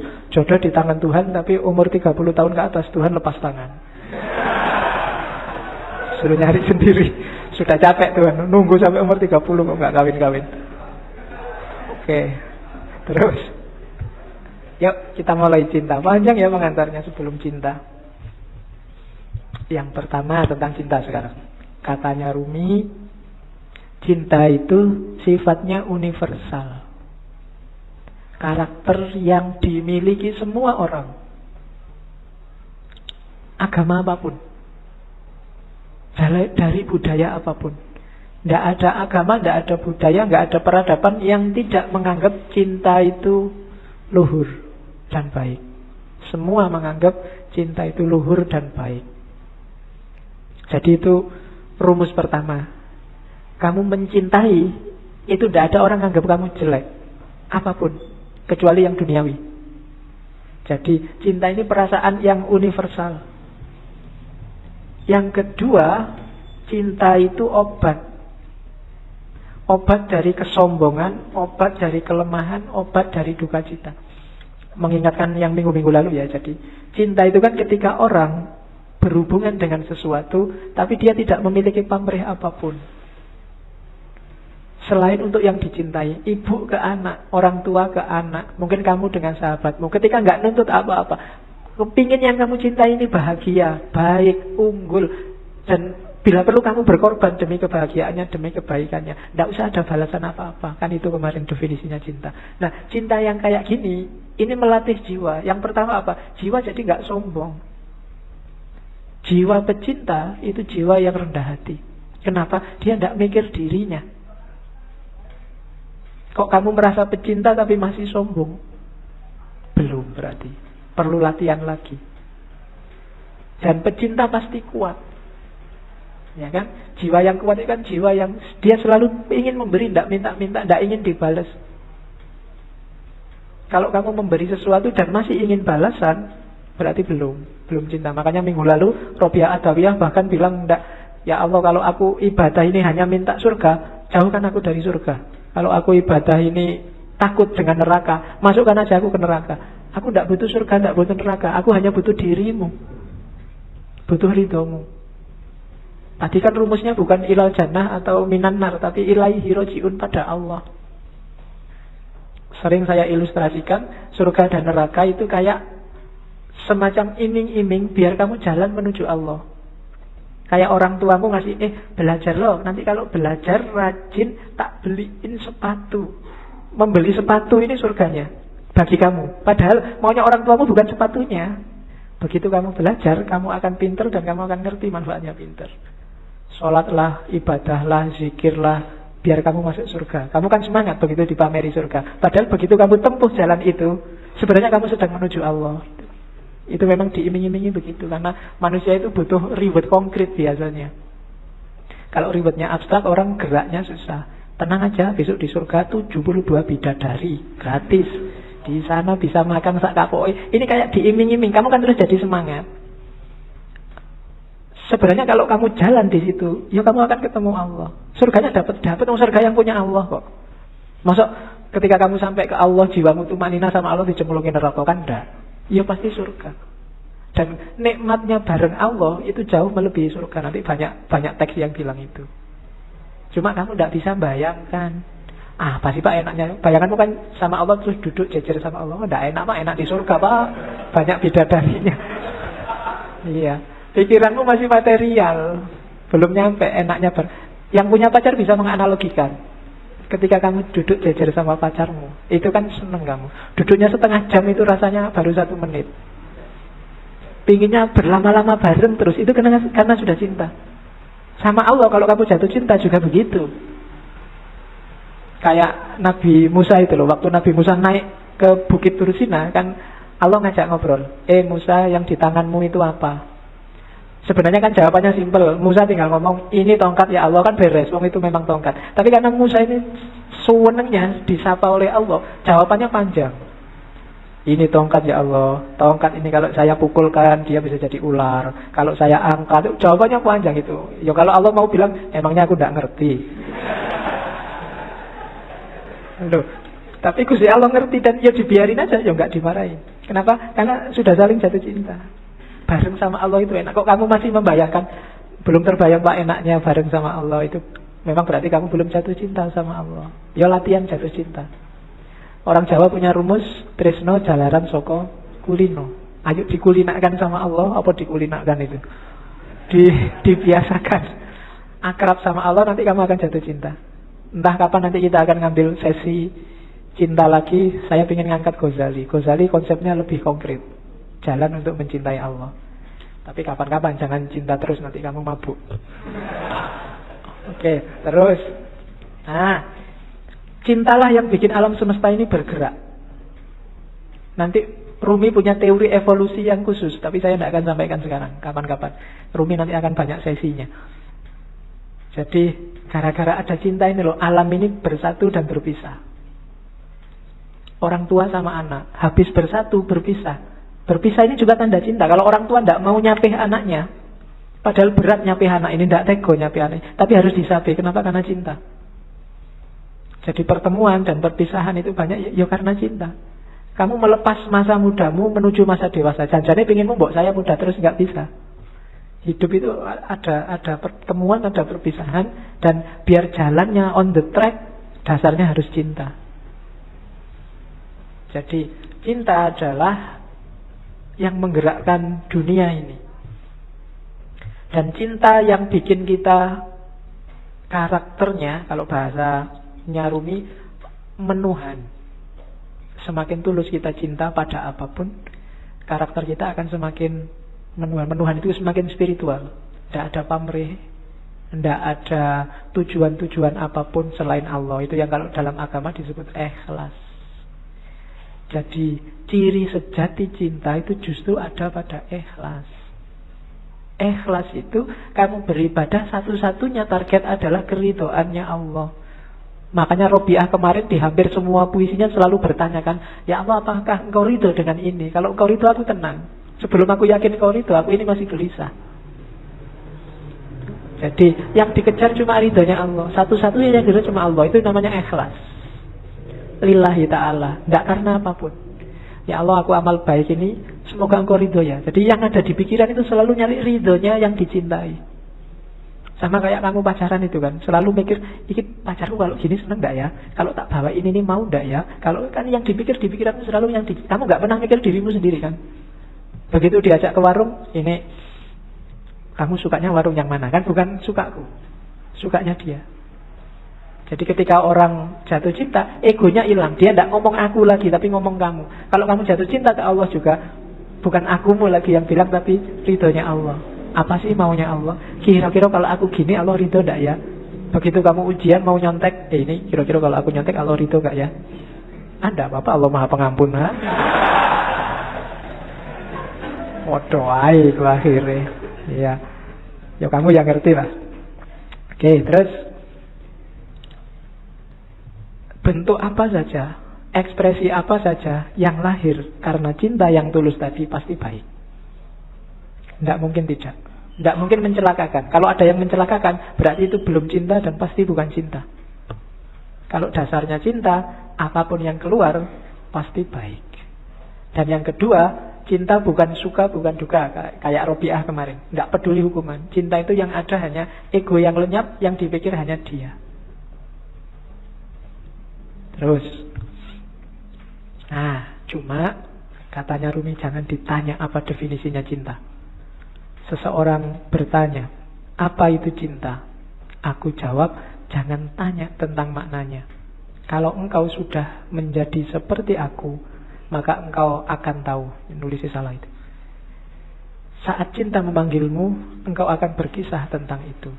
Jadi cinta itu penting, modus paling penting dalam hidup ini. Dan gak usah kamu terlalu capek mendefinisikan, membahas, mengkaji apa itu cinta. Jalani saja. Gak usah kamu tanya, Pak, definisinya cinta apa? Ciri-cirinya apa? Jenis-jenisnya apa saja? Itu tidak terlalu penting, katanya Rumi. Yang penting apa? Jalani saja, nanti engkau paham. Kamu gak perlu ke perpus nyari teori pacaran yang baik, cara menarik lawan jenis, cara gak penting. Jadi langsung pacaran kamu akan ngerti. Oh gitu tuh pacaran itu. Oh gini tuh kawin itu kan. Kamu berteori macam-macam kesuwen. Kamu nyari terlalu banyak referensi, tidak penting. Jalani saja, kamu akan ngerti. Wong ini dunia rasa. Kalau rasa itu kan ya tidak bisa dijelaskan. Rasa pedes adalah rasa. Susah kan menjelaskannya. Wong rasa, nggak bisa dijelaskan. Sama kayak cinta. Ya perkawinan itu kan juga banyak urusan rasa. Kawinnya sendiri itu kan intinya rasa. Kamu nyari penjelasan, Pak, saya belum kawin sih, Pak. Kira-kira kawin itu rasanya gimana, Pak ya? Tidak bisa. Ya kawin nanti kamu ngerti. Mau kamu nonton sekian puluh video, tetap nggak bisa. Harus dirasakan. Teorimu tidak ada gunanya. Rasa gitu baru ngerti. Oke, terus. Ya, ini juga sama. Katanya Rumi, sekalipun cinta telah kuuraikan dan kujelaskan panjang lebar. Ini syair ini diterjemahkan Abdul Hadi WM dan kelihatannya dipakai di film Ketika Cinta Bertasbih dulu. Namun jika cintaku datangi, aku jadi malu pada keteranganku sendiri. Meskipun lidahku telah mampu menguraikan dengan terang, namun tanpa lidah, cinta ternyata lebih terang. Sementara pena begitu tergesa-gesa menuliskannya. Kata-kata pecah berkeping-keping begitu sampai pada cinta. Dalam menguraikan cinta, akal terbaring tak berdaya, bagaikan keledai terbaring dalam lumpur hina. Cinta sendirilah yang menerangkan cinta dan kisah cinta. Nah itu Rumi.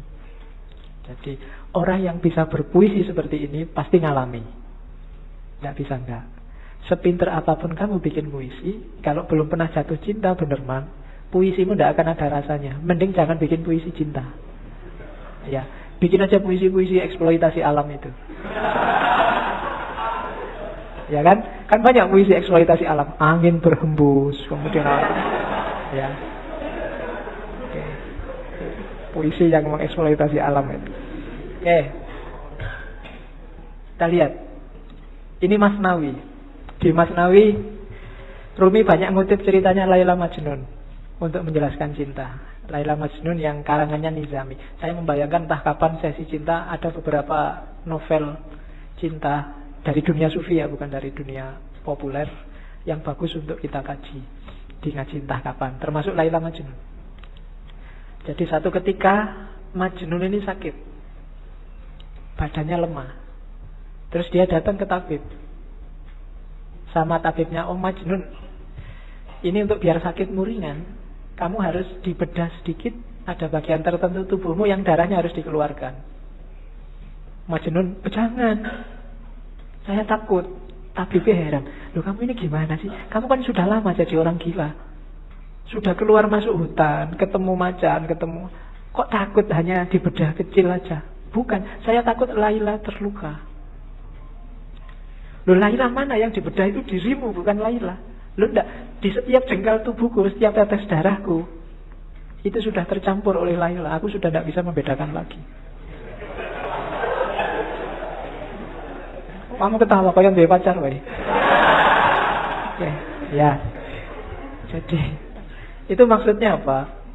Ketika orang jatuh cinta, dia sudah kehilangan dirinya. Yang ada hanya yang dicintai. Dia tidak peduli kalau dirinya sendiri luka, tapi jangan sampai yang dicintai luka. Itu Majnun. Majnun ini sebenarnya anaknya bangsawan yang jatuh cinta sama Laila. Ya sayangnya agak tragis ceritanya. Bagi yang baca Nizami nanti banyak momen-momen. Ada momen yang menurut saya bagus. Misalnya ketika Majnun saking pinginnya ketemu Laila yang sudah dinikahi orang lain, dan khawatir ketahuan keluarganya Laila, karena kalau ketahuan keluarganya Laila dia bisa diajar. Jadi waktu ada gerombolan ternak kambing lewat depan rumahnya Laila, dia ikut merangkak di situ bareng, hanya sekedar untuk melihat rumahnya Laila.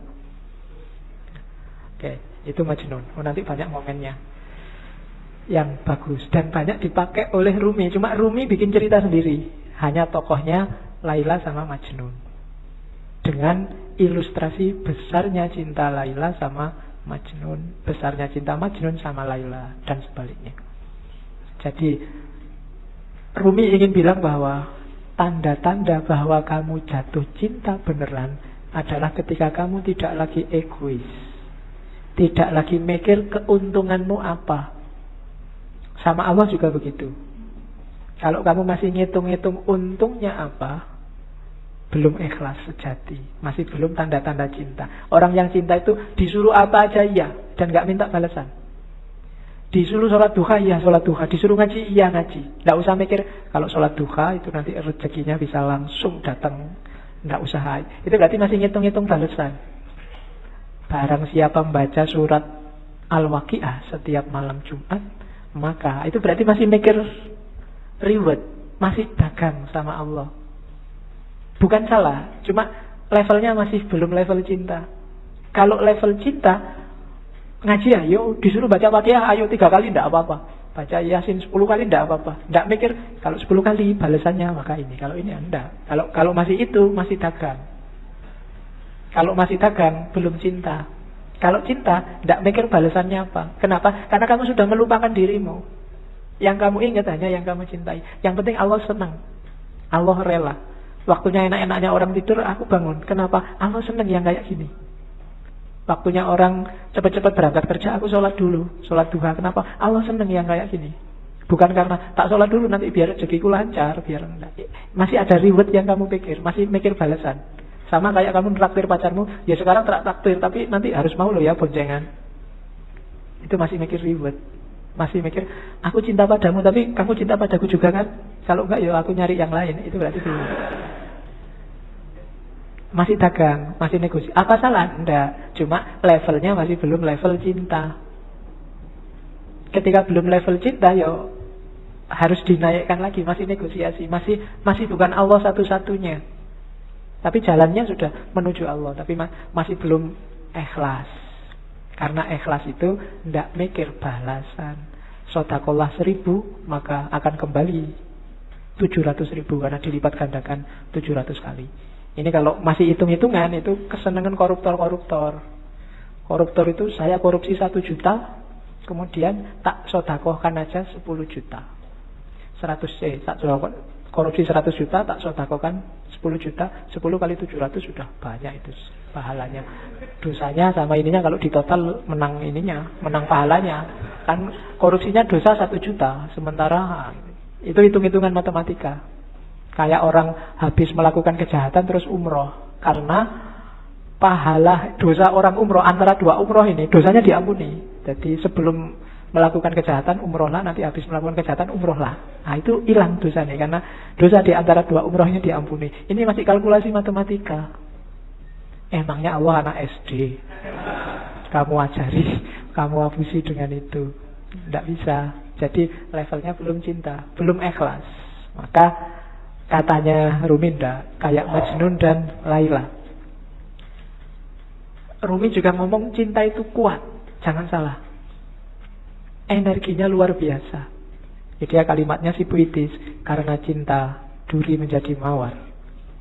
Karena cinta cuka menjelma anggur segar. Karena cinta keuntungan menjadi mahkota penawar. Karena cinta kemalangan menjadi keberuntungan. Karena cinta rumah penjara tampak bak kedai mawar. Karena cinta hamparan debu tampak seperti taman. Karena cinta api berkobar jadi cahaya yang menyenangkan. Karena cinta setan berubah menjadi bidadari. Karena cinta batu keras menjadi lembut bak mentega. Karena cinta duka cita menjadi riang gembira. Karena cinta hantu berubah jadi malaikat. Karena cinta singa tak menakutkan seperti tikus. Karena cinta sakit jadi sehat. Karena cinta amarah berubah jadi ramah. Cinta itu energinya luar biasa, kekuatannya luar biasa. Orang yang cinta tanah air rela loh mengorbankan nyawanya, rela disiksa oleh penjajah, rela dipukuli. Orang tua demi anaknya rela bersakit-sakit. Luar biasa energinya. Kamu sama pacarmu disuruh jemput pagi-pagi ya mau. Nggak punya uang disuruh traktir ya mau, dibelani utang. Sama dosennya disuruh bikin makalah, makalahmu sendiri nggak digarap-garap ke makalahnya pacari. Itu pun mau. Itu kan energinya luar biasa. Pacarmu nyuruh apapun kamu jalankan. Sami'na wa ata'na. Itu kan energi namanya. Kekuatannya nggak enak pun kalau bareng dia nggak masalah. Kamu bisa menahan susah yang kayak gimana pun. Banjir kamu nggak bisa pulang, akhirnya neduh pinggir jalan. Itu kan sengsara. Tapi kalau pas bareng dia, seneng aja, semoga hujannya nggak berhenti. Padahal itu sengsara loh. Tapi kamu kan malah seneng menikmati. Itu kekuatannya cinta. Energimu berkali lipat. Ya syukur kalau ke Allah, tapi kalau ke yang bukan Allah, manfaatkan energimu sebaik-baiknya. Jangan sampai terlampiaskan secara tidak bermanfaat, sia-sia, eman-eman. Kalau kan kadang-kadang kamu nulis WA ke pacarmu aja kan dihapus berapa kali, khawatir keliru. Itu kan energi juga. Betapa sabarnya kamu waktu itu, betapa telatennya kamu. Mau tidur kamu nunggu, kok belum WA ya kamu bela-belain melekan sampai dia bilang miss you, good night, kan loh. Ya kan? Loh itu kan energi loh. Padahal kamu disuruh apa aja, suruh melekan enggak mau, tapi ini kamu mau melekan, itu energi. Coba energi ini dipakai untuk yang lebih manfaat, lebih luar biasa. Atau alihkan energi cinta untuk Allah. Kalau sudah jatuh cinta sama Allah, jangankan bangun malam, sepanjang malam tidak tidur pun sanggup. Para sufi banyak yang kayak gitu, saking asiknya sama Allah. Kayak Robiah kemarin kan, ya Allah, para pecinta sudah sama yang dicintai. Lampu-lampu telah mati, rembulan telah muncul, dan sekarang ini loh aku, mbok datanglah padaku. Waktu pagi dia tidak mau tidur juga masih bilang, ya Allah, malam telah pergi, tapi aku akan di sini menunggumu terus sampai kamu datang lagi, sampai malam lagi. Itu Robiah. Kenapa? Asik kalau sama pacarnya terus, kalau sama yang dicintai terus. Jadi kalau sudah jatuh cinta, nggak ada yang namanya berat. Jangankan pacarnya manggil, nanti kamu WA aku jam sekiannya, oke. Pacarnya nggak manggil pun kamu WA-in. Sholat itu kan sebenarnya Allah nyuruh kamu, mbok kamu ketemu aku 5 lah, paling tidak sehari 5 kali lah. Itu kan menunjukkan janjinya Allah itu ya cinta sama kita, pengen ketemu kita sehari 5 kali. Tapi kitanya yang sok gaya, tidak serius. Nek basa Jawane kemenyek.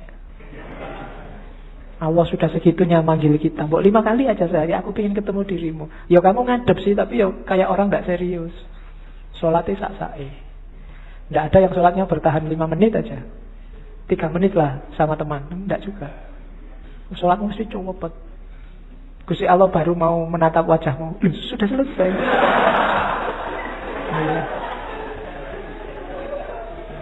Mungkin kaget itu, mungkin malaikatnya yang nyatet sholat, ini baru sholat, ya Allah ini dia lagi sholat nih, terus Allah datang, selesai sudah.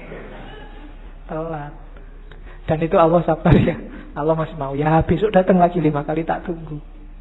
Cuma kamunya yang gak serius, sambil ngadep tapi hatimu tidak di situ, hatimu kemana-mana. Allah yang ngerti, cuma saking sayangnya Allah sama kita. Kalau Allah tidak sayang, kamu sudah disentil sejak lama. Oke, jadi cinta itu energinya besar, kuat. Ada contoh lagi, gimana caranya biar kamu bisa lebih dekat sama Allah. Analoginya Laila Majnun lagi saya ambil. Jadi satu ketika Majnun ini ingin ketemu Laila, maka dia naik onta betina. Sayangnya onta betina ini ontanya baru saja melahirkan, jadi masih sayang-sayangnya sama anak onta. Akhirnya ontanya itu maju sebentar, tapi mundur lagi karena anaknya siapa yang nungguin. Maju lagi, mundur lagi. Akhirnya Majnun gak nyampe-nyampe rumahnya Laila. Harusnya 3 hari nyampe, ini bisa berbulan-bulan. Akhirnya Majnun sadar, wah yang keliru aku ternyata. Sudah saatnya katanya Majnun onta, aku keliru, ngapain aku kok bersandar padamu. Karena menunggangi dirimu, maka aku sekarang jalan di tempat. Maka sekarang goodbye. Tidak usah naik dirimu lah, tidak usah mengandalkan dirimu, aku akan datang langsung pada Allah. Saat itu ceritanya Majnun langsung loncat dari onta dan jatuh, kakinya patah. Cuma saking rindunya sama Laila, kakinya patah nggak masalah, akhirnya tubuhnya digelundungin. Jadi gelundung-gelundung sampai rumahnya Laila. Ya. Oke. Dan sebenarnya ini isyarat-isyarat. Onta itu kayak dunia. Nggak mungkin kita bisa cepat ketemu Allah kalau beban dunia sangat memberati hidup kita. Kalau kita sibuk luar biasa oleh hal-hal yang tidak ada hubungannya sama kedekatan sama Allah. Jalannya cuma dua. Semua yang di sekelilingmu kamu ajak mendekat ke Allah atau kamu tinggal. Jadi kalau enggak, kamu tidak akan nyampe-nyampe ke Allah. Kamu punya pacar, ini dia jadi penghalangmu untuk dekat terus sama Allah. Alternatifnya dua, ajak dia untuk bareng-bareng mendekat ke Allah atau tinggal. Nah, nyari lagi susah, Pak. Ya, itu berarti dunia menghambatmu. Mungkin nilai, mungkin pekerjaan, mungkin kuliah, mungkin apalagi target-targetmu yang lain. Ini bebanmu. Semakin banyak bebanmu, semakin lambat kamu sampai pada Allah. Kecuali semua beban ini kamu ajak juga mendekat ke Allah. Kalau tidak, buanglah. Kok kuliah bikin kamu tidak setia lagi sama imanmu, bikin kamu tiap hari curang, tiap hari maksiat, misalnya gara-gara kuliah. Entah dari sisi apanya. Alternatifnya dua, ilahikan kuliahmu atau tinggallah kuliahmu. Itu rumusnya Rumi. Kalau enggak, kamu kayak unta betina tadi, maju 3 langkah, mundur 3 langkah. Saat ini semangat sufinya berkobar-kobar, tapi lain, tapi kalau gini ya saya tidak punya pacar nih Pak, mundur lagi. Kalau kayak gini nggak bisa kumlot ya Pak, mundur lagi. Terus begitu. Maka tinggallah unta betinamu. Meskipun kamu berat, sampai harus gelundung-gelundung kayak tadi. Ya memang berat meninggalkan dunia. Tapi kalau enggak, ya kamu nggak nyampe-nyampe. Nggak bisa ilaihi roji'un. Nafasmu nggak akan mutmainah. Itu bahasanya Rumi. Lepaskan ikatan yang membelenggu jiwamu. Bebaskan dirimu. Selama ini kamu diperbudak harta. Kilauan emas dan perak membuat matamu tertutup. Kamu ingin memiliki dunia. Kamu ingin mengisi cawanmu dengan seisi lautan. Apa gunanya? Perhatikan tiram. Dia mengisi diri dengan air secukupnya. Dan dia bisa melahirkan mutiara. Isilah dirimu dengan air kasih. Kasih yang bisa mengobati segala macam penyakit. Kasih yang bisa menaklukkan keangkuhan. Kasih yang bisa memabukkan Musa di atas bukit Sinai. Jadi dunia ya cuma ambil secukupnya saja. Jangan dimabuk oleh dunia. Jangan terikat oleh dunia. Contohlah tiram katanya. Tiram itu ngambil air yang paling bagus, dimasukkan dalam dirinya. Gak usah banyak-banyak, secukupnya saja. Pada saatnya airnya akan jadi mutiara. Dunia juga begitu. Ambil secukupnya saja, sebutuhmu saja. Setelah itu jalankan tugasmu yang sejati di dunia ini. Kembali pada Allah. Kalau terlalu banyak, kamu tidak akan kuat berjalan. Jangan tertipu oleh dunia. Jadi maunya Rumi itu. Semakin berat beban duniamu, ya semakin kamu lama dekatnya sama Allah. Ya boleh masing-masing muhasabah ya. Hari ini itu urusanmu apa saja sih? Kalau nanti pulang ke rumah boleh nyari kertas sama pulpen. Kamu sekarang apa saja yang kamu urusi? Mungkin nomor 1 kuliah, nomor 2 pekerjaan, nomor 3 apa aja urusanmu. Terus yang dunia-dunia ini, yang urusan akhirat sekarang urusanmu apa saja? Coba deh. Nanti di prosentase besar mana? Jujur ya, tapi nggak boleh dibaik-baikin, mau nggak ada yang nilai. Jujur untuk dirimu sendiri. Nanti kalau prosentasenya kok lebih besar yang dunia, sementara yang akhirat terbengkalai, kurangi bebanmu. Karena jangan khawatir. Kalau kita punya Allah, dunia seisinya jadi milik kita. Allah yang lebih ngerti. Tidak usah capek-capek kamu mikir. Tapi kalau dunia kamu ikut mikir, ya sudah. Mungkin Allah, ya sudah kamu bisa mikir, ya pikirin dewe. Jadi berusahalah ambil secukupnya. Makanya agama di banyak ayat Al-Quran itu bilang wala tusrifu. Untuk urusan dunia jangan berlebihan. Butuhmu berapa, ambil itu secukupnya sebagai bekal untuk kembali ke Allah. Wong kita ini di dunia ini tamu. Datang sebentar nanti kembali lagi. Tamu gak usah mikiri mengambil semua barang punyanya tuan rumah. Sebutuhnya saja. Oke. Terus ini ada kalimat bagus juga dari Mas Nawi. Satu ketika Khalifah, dalam ceritanya Laila Majnun ini, Khalifah ketemu Laila. Khalifah ini kaget begitu ketemu Laila. Ini Laila ini wajahnya cuma gini aja loh ya. Cakep banget juga enggak, yang perasaan biasa-biasa aja. Yang lebih cakep banyak dibandingkan Laila. Kok Qais al-Majnun, nama aslinya Majnun dan Qais, bisa tergila-gila begitu ya? Terus dia tanya Laila, Khalifah ini tanya, Laila, Qais kok menjadi gila karena kamu? Tidak masuk akal. Apa sih yang dilihat dalam dirimu sehingga ia tergila-gila? Kamu kan bukan wanita yang sangat cantik. Banyak yang lain yang secantik kamu, bahkan melebihimu. Laila menjawab, yang dia lihat tidak terlihat olehmu karena kamu bukan Majnun. Ini yang saya maksud rasa. Jadi hanya Majnun yang ngerti keindahan Laila. Hanya pecinta yang ngerti keindahan yang dicintai. Itu kadang-kadang kamu proteskan, ini loh ada anak cakep nih, pacari kok gini ya. Gitu kan, kamu eman-eman, padahal kamu iri sama aku aja kan. Tapi ini anak cakep pacari kok, waduh. Kamu kan enggak, itu kalau dia ditanya jawabannya kayak Laila ini. Karena engkau bukan dia yang bisa melihat di mana keistimewaannya kok sampai jatuh cinta. Loh, kalau orang pikirannya standar, semua yang cakep, semua menganggap cakep, yang jelek semua menganggap jelek, yo, yang jelek tidak akan laku. Hanya cakep saja yang laku. Tapi orang melihat yang dicintai dengan perspektifnya sendiri. Karena kamu bukan Majnun. Hanya pecinta yang ngerti indahnya di mana yang dicintai itu. Nah, itu jawabannya Laila. Maka maksudnya Rumi apa? Kalau kamu ingin ngerti indahnya cinta pada Allah, ya cintailah Allah. Kalau enggak, ya enggak. Kalau kamu masih sibuk dengan teori, sibuk membantah, ya enggak bisa, itu harusnya begini, ya enggak bisa, ya wis, kamu enggak akan ngalami indahnya. Jatuh cintalah sama Allah. Nanti kamu akan ngerti. Sama kayak jawabannya Laila, karena kamu bukan Majnun. Kalau kamu Majnun, kamu ngerti di mana indahku. Karena kamu bukan Majnun, ya kamu enggak ngerti. Oke. Nah, ini syair paling terkenal dari Rumi. Cinta adalah intinya, dunia hanya kulitnya. Cinta adalah manisannya, dunia adalah piringnya. Agamaku adalah agama cinta. Adalah malu bagiku hidup melalui jasad dan roh belaka. Begitu engkau kehilangan cinta, maka hidupmu hanya jasad dan roh. Kamu hanya fisik dan mental. Tidak ada nilainya. Iya kamu hidup, iya kamu susah, kamu senang, iya kamu putus asa, iya kamu mengalami segala fenomena dunia. Tapi kamu kehilangan satu yang penting, cinta. Jadi ada jasmani, ada rohani. Modusnya harus cinta. Begitu modusnya bukan cinta, maka katanya Rumi, aku malu kalau begitu. Hanya jasad dan roh belaka. Termasuk agama. Beragama berarti modusnya juga harus modus cinta. Modus itu gayanya, gaya mencintai.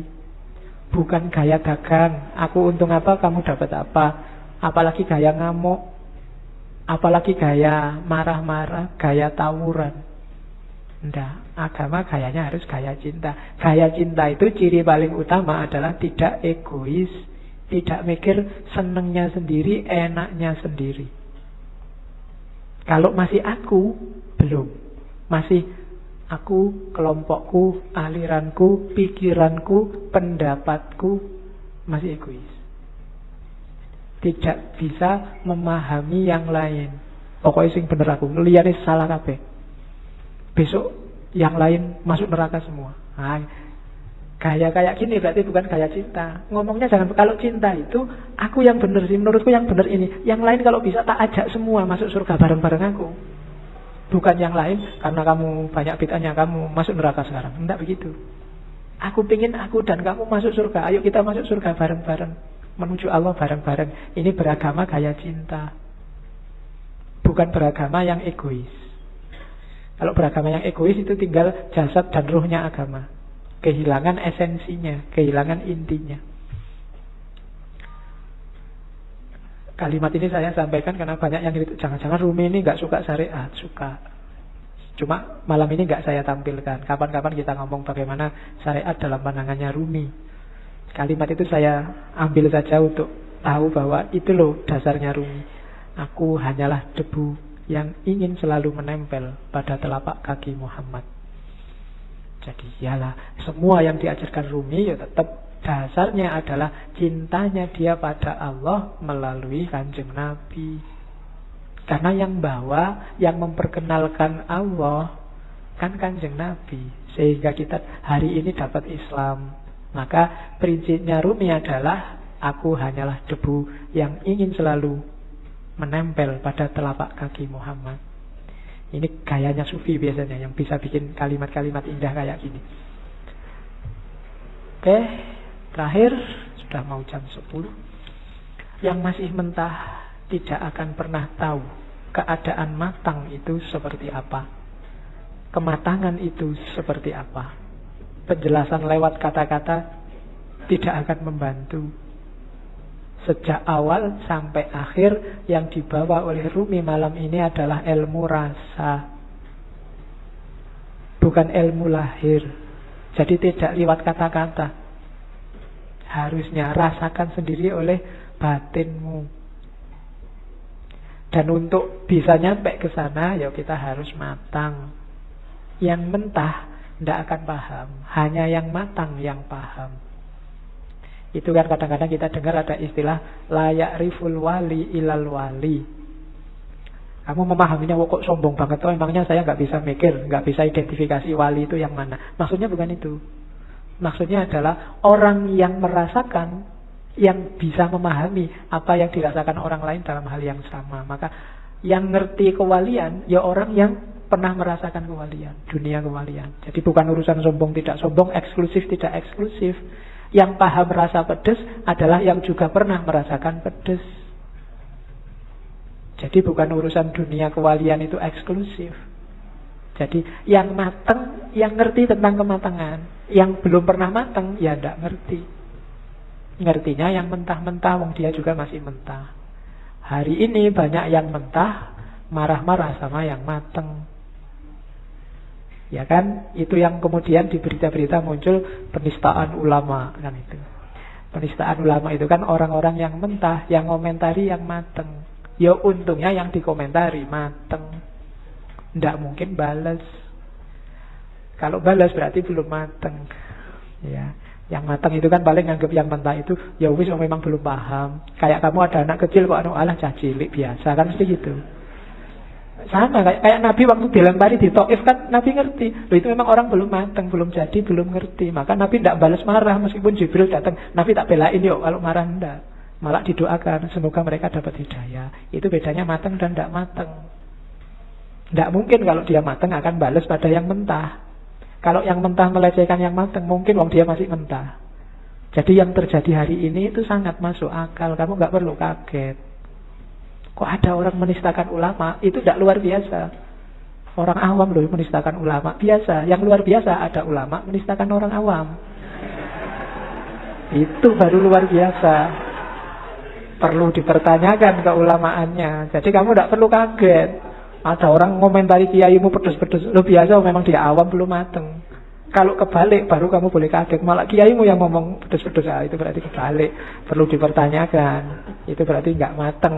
Itu yang menurut saya logikamu kebaliknya di situ kemarin.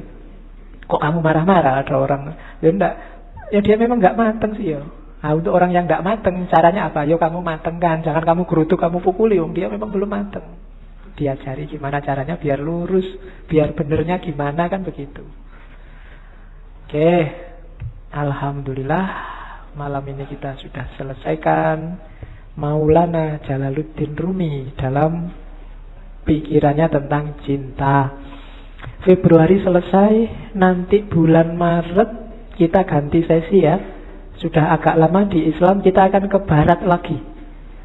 Ternyata saya lihat tadi di kalender Maret ada Rebonya 5. Kita ke barat lagi, ke kuno sekalian. Kita akan ke Yunani dan Romawi.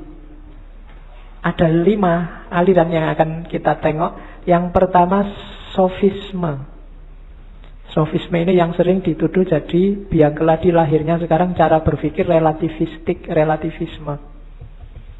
Yang kedua, kita akan melihat Epikuros, epikurisme, yang sering dituduh jadi biang keladi lahirnya aliran yang di modern disebut hedonisme. Orang yang nyari seneng-seneng belaka. Kemudian yang ketiga, lawannya epikurisme, namanya stoicisme. Stoicisme ini cikal bakal tradisi berpikir mengutamakan yang batin atas yang lahir. Jadi cikal bakal cara berpikir agak kebatinan. Itu stoicisme, mengutamakan keutamaan batinnya. Kemudian yang keempat, sinisisme. Ya, sinisisme itu ya kayak namanya, cara berpikirnya agak sinis. Kalau ada orang mikir-mikir bulat, biasanya dia dijawab secara simpel. Antitesisnya gaya Sokratik itu sinisisme. Orang-orang yang mikirnya terlalu jelimet, simpel aja toh. Itu nanti kita ketemunya di sinisisme. Dan yang terakhir, neoplatonisme. Dari situ nanti kita dapat akarnya filsafat iluminasi, gaya barat maupun timur. Jadi 1 bulan ke depan kita akan belajar pikiran-pikiran dasar yang nanti berkembang luar biasa, baik di era modern maupun postmodern. Oke, saya kira itu. Kurang lebihnya mohon maaf. Wallahul muwaffiq, wallahu a'lam bissawab. Wassalamualaikum warahmatullahi wabarakatuh.